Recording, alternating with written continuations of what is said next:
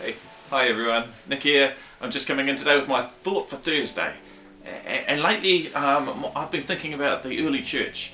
They were a community that was consistently buffeted by changing circumstances, things out of their control. They lived in a time of great change.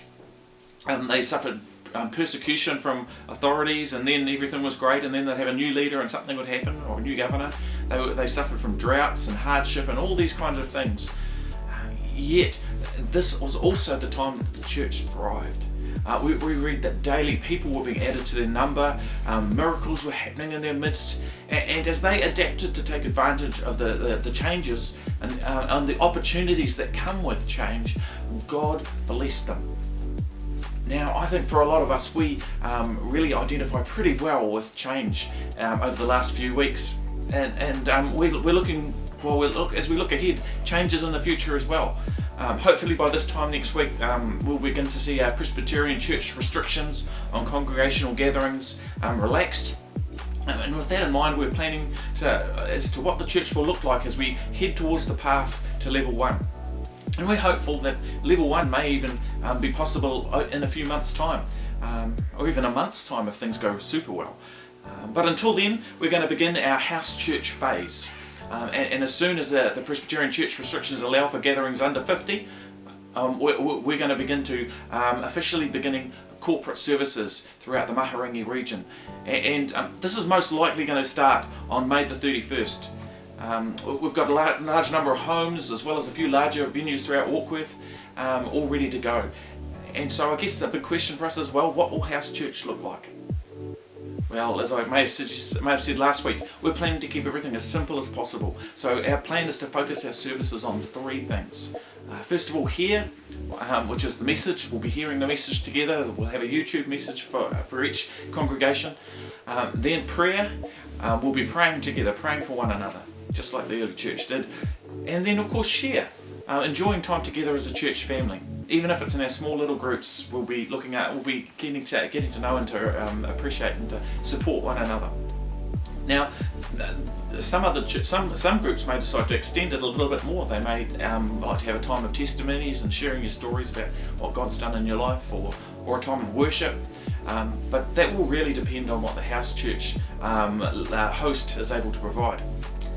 But for those of you who aren't able to make this for whatever reason, I just also want to encourage you that the Sunday messages are still going to be on YouTube and our Facebook pages.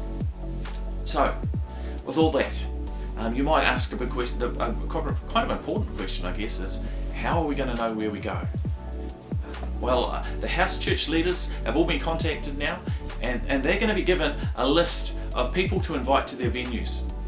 And you should be contacted by your house church leader by the Friday the 29th of May.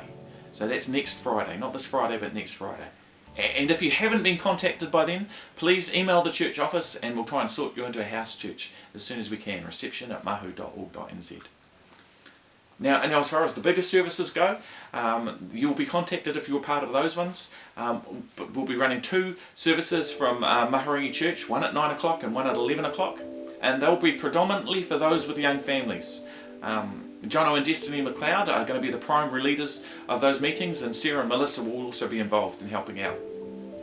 We'll also be running larger meetings as well. One at the Hepburn Creek Retreat Centre, and Rudy and Michelle Saliapolo will be the hosts there. One at Totra Park Hall, and Barry and Diane Thompson will be the hosts there. And then one at Matakana Presbyterian Church, and Neville and Margaret Johnson will host there. And so once again, you'll be contacted as to where you're going to be going. And as I said before, if you haven't heard by Friday, just email the office. Now, our goal is to provide a place for everybody on our database, but there's a lot of people on our database. I think we've got about 500, so this is going to be kind of challenging. So please have a little bit of grace with us, because we've got a lot of people under our care. Now finally, the question that follows all of this is, well, how are we going to be keeping safe over this time? Well, first and foremost, and I think this is really important, and it may even go without saying, but if you're feeling unwell and you have flu-like symptoms, please don't attend a house church meeting.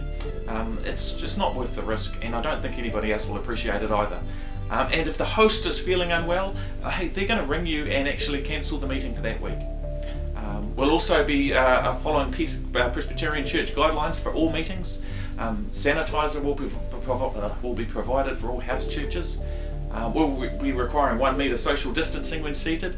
And house church leaders will be required to keep a contract tracing list of all the people who attend all of their attendees. And that will be passed on to the church office. We'll hang on to that for 4 weeks and then we'll get rid of it. Also, for those of you who are attending at MahuOnline Church, the chapel will be cleaned directly after both Sunday meetings, as well as after every meeting held during the rest of the week. Right.